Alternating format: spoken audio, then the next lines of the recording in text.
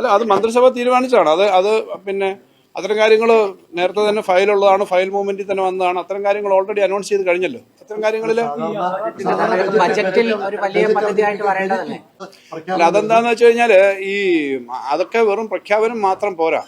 പ്രഖ്യാപനം എന്ന് പറഞ്ഞാൽ അതിൻ്റെ ഫിനാൻഷ്യൽ ആസ്പെക്റ്റും കാര്യങ്ങൾ ചെയ്യാനും ഒക്കെ ഉള്ള കാര്യങ്ങൾ തന്നെയാണ്.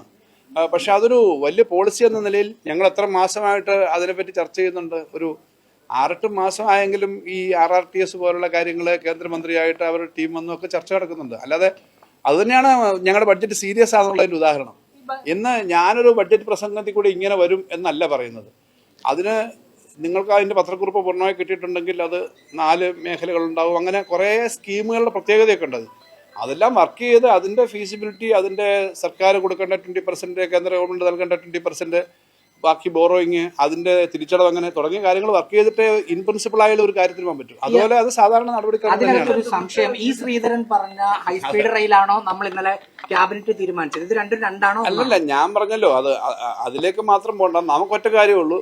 ഏത് പേരായാലും കേരളത്തിൽ അങ്ങ് തിരുവനന്തപുരം മുതൽ കാസർഗോഡ് വരെ നിങ്ങൾക്കും എനിക്കും നമ്മുടെ ബാക്കി സഹോദരങ്ങൾക്കും അടുത്ത തലമുറയ്ക്കും വേഗത്തിൽ പോകണം.